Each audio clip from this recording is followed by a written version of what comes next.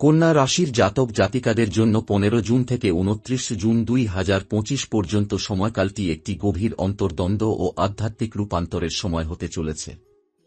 এই সময়ে আপনি বারবার বুঝতে পারবেন যে জীবনে আপনি যত পরিশ্রমই করুন না কেন, ফলাফলের দিক থেকে যেন সবকিছু আটকে যাচ্ছে। আপনার জীবনে বারংবার বাধা আসছে, আপনি বারবার ব্যর্থতার মুখোমুখি হচ্ছেন। চারপাশের মানুষজন, যারা একসময় আপনাকে সহানুভূতির চোখে দেখত, তারাই আজ আপনাকে নিয়ে হাসি ঠাট্টা করছে। আত্মীয় স্বজন, পুরনো বন্ধুবান্ধব, সহকর্মী, সবার চোখেই আপনি যেন উপহাসের একটি মুখ্য চরিত্রে পরিণত হয়েছেন। অনেকেই আপনাকে ব্যর্থ, অযোগ্য, অপ্রয়োজনীয় মনে করে সমালোচনা করতে পিছপা হচ্ছে না। বারবার আপনাকে এমন অবস্থায় ফেলা হচ্ছে যেখানে আপনাকে লজ্জা পেতে হচ্ছে, অসম্মানিত হতে হচ্ছে, নিজের অস্তিত্ব নিয়ে প্রশ্ন করতে হচ্ছে। এই সময়কালের শুরুর দিকে চন্দ্রের গমন ও ষষ্ঠ ঘরে উপস্থিতি একদিকে যেমন শত্রুর উত্থান ও মানসিক চাপ বৃদ্ধি ঘটাবে, তেমনি ভেতরে ভেতরে এক আত্মিক পরিবর্তনের সূত্রপাত ঘটাবে। আপনি অনুভব করবেন এই জীবন শুধু বাইরের নয়, এটি এক অন্তর্জগতের সফর। আপনি বারবার নিজের ইষ্ট দেবতার স্মরণে মন বসাতে চাইবেন।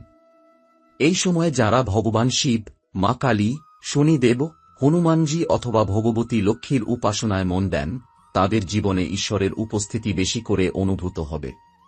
এটি এমন এক সময় যেখানে আপনি একদিকে বাইরের অপমান সইছেন আর অন্যদিকে নিজের ভিতরের শক্তির খোঁজে চলেছেন। রাহু-কেতুর প্রভাব এবং শুক্রের চলমান অবস্থান আপনার জীবনে কিছু পুরনো সম্পর্কের ভাঙন, পুরনো কষ্ট আবার ফিরে আসা এবং মনের মধ্যে দ্বন্দ্ব সৃষ্টি করতে পারে।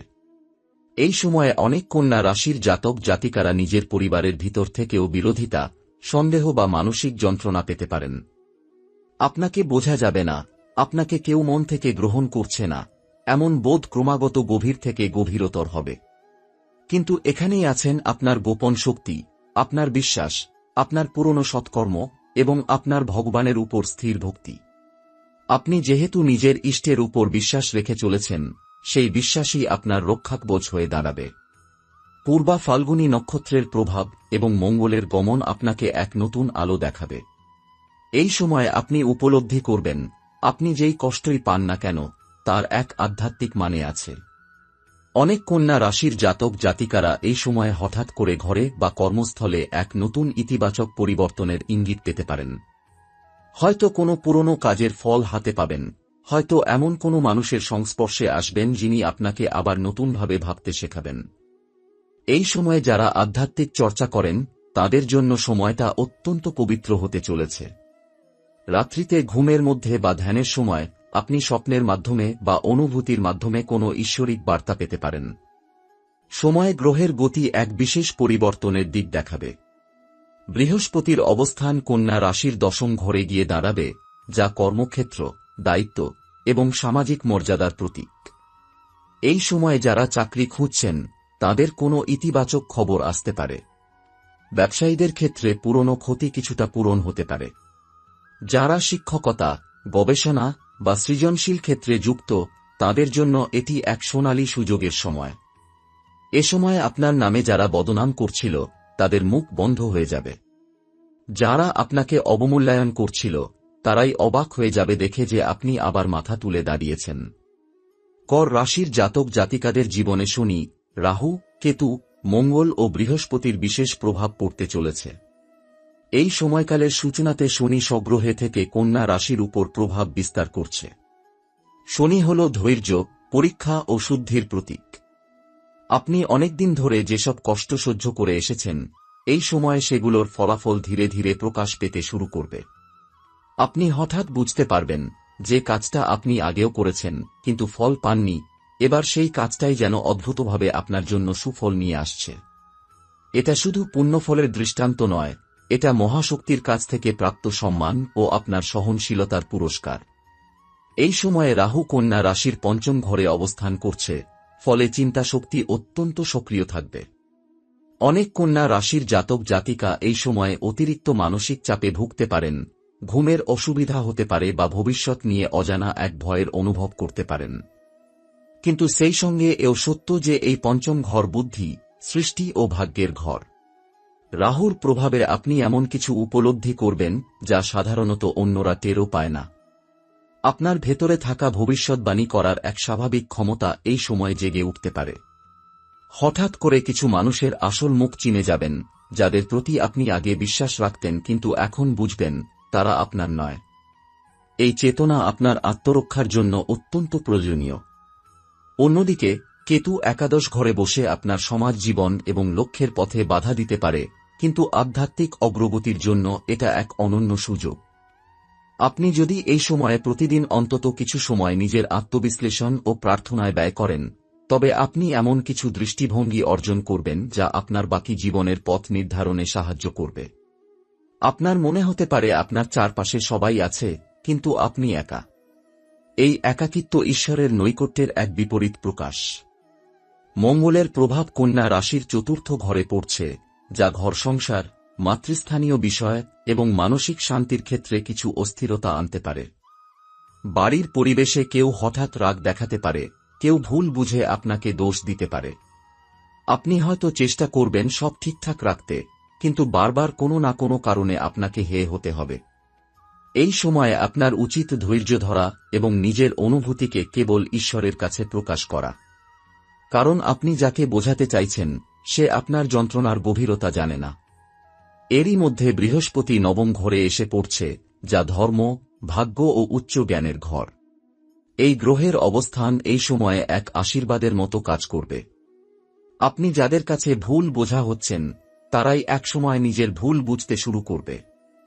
হঠাৎ করেই কোনো গুরুতুল্য মানুষ আপনার জীবনে প্রবেশ করতে পারে, যিনি আপনাকে পরামর্শ দেবেন এমনভাবে যা আপনার চিন্তার দিকটাই পাল্টে দেবে। অনেকে ধর্মের পথে এগোবেন, কেউ কেউ গুরু পুজো করবেন বা তীর্থে যাওয়ার পরিকল্পনা করবেন। আপনি যদি সত্যি মন থেকে ঈশ্বরকে ডেকে থাকেন, তবে এই সময় আপনি উত্তর পাবেন। হতে পারে কোনো স্বপ্নে, হতে পারে কারো মুখে, হতে পারে এমনকি কোনো চিহ্নে। এই সময়ের কর্ম ও অর্থ সংক্রান্ত পরিস্থিতি একদিকে যেমন ওঠানামা করবে, অন্যদিকে আপনাকে শেখাবে ধৈর্য, সংযম ও অপেক্ষার গুরুত্ব। কর্মক্ষেত্রে হয়তো আপনার প্রচেষ্টার যথাযথ মূল্য দেওয়া হবে না, কিংবা আপনার কৃতিত্ব অন্য কেউ নিজের বলে দাবি করতে পারে। কিন্তু আপনি যদি কৌশলী হন এবং নিজের কাজের প্রতি অটুট থাকেন, তবে ঠিক 27 জুনের পর থেকে পরিস্থিতি ঘুরে দাঁড়াবে।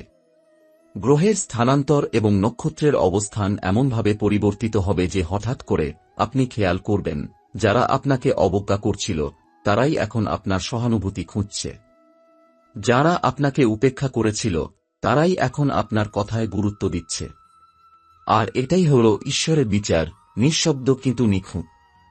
এই সময়কালে প্রেম এবং দাম্পত্য জীবনে এক অদ্ভুত চাপ অনুভব করবেন। বিশেষ করে যারা দীর্ঘদিন ধরে কোনো সম্পর্কে আছেন বা বিবাহিত, তাদের ক্ষেত্রে এই সময় কিছু ভুল বোঝাবুঝি বা অভিমান প্রকট হয়ে উঠতে পারে। একদিকে জীবন যেমন বাইরের দিক থেকে সংগ্রামী, তেমনি ঘরের মধ্যে থাকা সম্পর্কগুলো যেন পরীক্ষার মুখোমুখি হয়ে পড়েছে। আপনার সঙ্গী হয়তো আপনাকে ভুল বুঝতে পারেন, কিংবা আপনি তাঁর ব্যবহারে এক প্রকার অবহেলার ইঙ্গিত পেতে পারেন। আপনি চেষ্টা করবেন মনের কথা বোঝাতে, কিন্তু যেন সেই কথাগুলো হৃদয়ে পৌঁছানোর আগেই বাতাসে মিলিয়ে যাচ্ছে। এই সময়ে সম্পর্ককে টিকিয়ে রাখতে চাইলে দরকার হবে সম্পূর্ণ আত্মনিযোগ ও একরাশ নিঃশব্দ সহানুভূতি।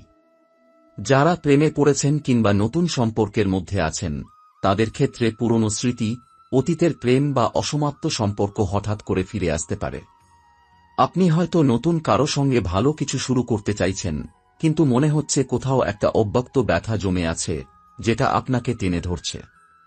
রাহু ও কেতুর চলমান শক্তি অতীতের সেই বেদনার কুয়াশাকে আবার সামনে নিয়ে আসবে, যাতে আপনি নিজেকে ও আপনার সিদ্ধান্তকে নতুনভাবে মূল্যায়ন করতে পারেন।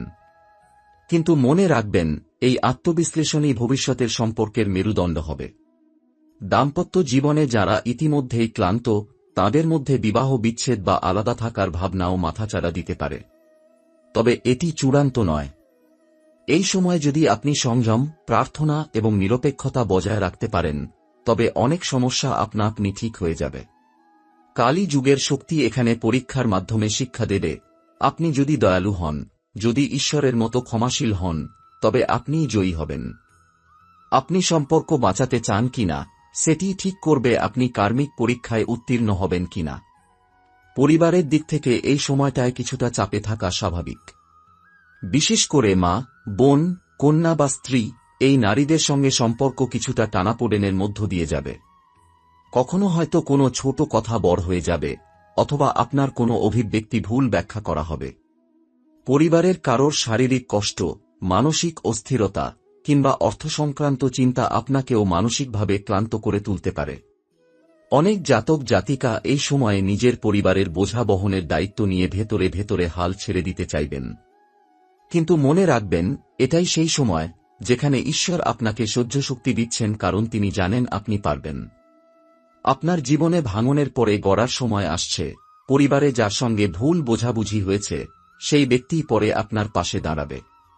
মানসিক দিক দিয়ে এই সময়ে অনেক জাতক জাতিকারা আত্মবিশ্বাস হারিয়ে ফেলতে পারেন।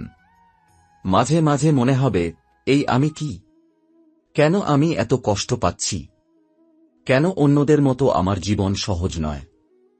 আপনি হয়তো ভাববেন ঈশ্বর আপনাকে ভুলে গেছেন, কিন্তু বাস্তবে ঈশ্বর ঠিক তখনই সবচেয়ে বেশি কাছে থাকেন যখন আপনি ভাবেন তিনি দূরে। এই সময়টাতে অনেক কন্যা রাশির জাতক জাতিকা গভীর ধ্যান, জপ বা প্রার্থনার দিকে মন দিতে পারেন। যারা আগে ধর্মে বিশ্বাস করতেন না, তারাও হয়তো হঠাৎই ঈশ্বরের ডাক শুনে যাবেন। কেউ কেউ স্বপ্নে, কেউ সঙ্গীত বা ধর্মগ্রন্থে, কেউ গুরু বা শিক্ষকসুলভ কারো কথায় এমন কিছু বার্তা পাবেন যা তাকে জীবনের মূল লক্ষ্য স্মরণ করিয়ে দেবে। এই সময়ের আত্মিক জাগরণ অনেকের মধ্যে খুব সূক্ষ্মভাবে কাজ করবে। আপনি যখনই একাকিত্ব, বিষণ্ণতা বা অপমান অনুভব করবেন, ঠিক তখনই আপনার মধ্যে জন্ম নেবে এক নতুন আলো। এক শক্তি আপনাকে বলবে, এই সময়টা শেষ নয়, এটি শুধুই এক নতুন রূপান্তরের সূচনা। আপনার সমস্ত অপমান, দুঃখ, কষ্ট এগুলোই হবে আপনার ভবিষ্যতের অলংকার। মা মহাকালী, ভগবান শনি, বিষ্ণু, হনুমানজি এবং গুরু বৃহস্পতি এই পঞ্চশক্তির আশীর্বাদ আপনাকে কষ্টের মধ্যে দিয়েই ঈশ্বরের কাছাকাছি নিয়ে যাবে। এখন আপনি যদি ধৈর্য ধরেন, সম্পর্ককে সম্মান করেন, নিজের আত্মবিশ্বাস হারিয়ে না ফেলেন, তাহলে 29 জুনের মধ্যেই আপনি দেখতে পাবেন এক অলৌকিক পরিবর্তন আপনার জীবনে শুরু হয়েছে। হয়তো এখনই সবকিছু বুঝতে পারবেন না, কিন্তু আপনার আত্মা জানবে যে কিছু একটার জন্ম হয়েছে। এক নতুন আমি, এক শক্তিশালী আমি, যাকে আর কেউ থামাতে পারবে না। এই সময় আপনি নিজেকে অসহায়, একা, বারবার ব্যর্থ, অপমানিত কিংবা ক্লান্ত মনে করছেন, তখন মনে রাখবেন, আপনার চারপাশের পরিস্থিতি যতই প্রতিকূল হোক না কেন, ভেতরের শক্তি আপনাকে জিতিয়ে তুলবে। জ্যোতিষশাস্ত্র বলে, কন্যা রাশি যখন দীর্ঘ ক্লান্তির পথে হাঁটে, তখন একমাত্র আশ্রয় হয় তপস্যা, সংযম আর সঠিক নিয়ম।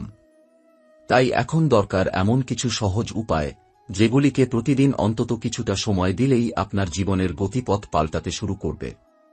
প্রতিদিন সকালে ঘুম থেকে উঠে সর্বপ্রথম নিজের কপালে একটু বিশুদ্ধ জল ছুঁইয়ে আপনি মনে মনে যদি বলতে পারেন, আমি ঈশ্বরের সন্তান, আমার জীবন আশীর্বাদময়, তাহলে দেখবেন চারপাশের আবহ বদলাতে শুরু করেছে। আপনি যত বেশি মন থেকে এটি বিশ্বাস করবেন, তত দ্রুত আপনার দুঃখের ছায়া সরে যাবে। কারণ জ্যোতিষশাস্ত্রে বারবার বলা হয়েছে, জিভের শব্দই ভবিষ্যৎ রচনা করে, এবং এই শব্দ যদি ঈশ্বরমুখী হয়, তবে তা কখনোই বৃথা যায় না। সবশেষে একটি কথা মনে রাখবেন, আপনি এখন যে অবস্থায় আছেন, তা হয়তো আপনার সবচেয়ে নিচু সময়, কিন্তু এটিই সেই মাটি যেখানে নতুন শিকড় গজাচ্ছে। আপনি এখনই দেখতে পাচ্ছেন না, কিন্তু একদিন ঠিক বুঝবেন, এই সময়টাই আপনার জীবনের মোড় ঘোরানো সেই অধ্যায় ছিল।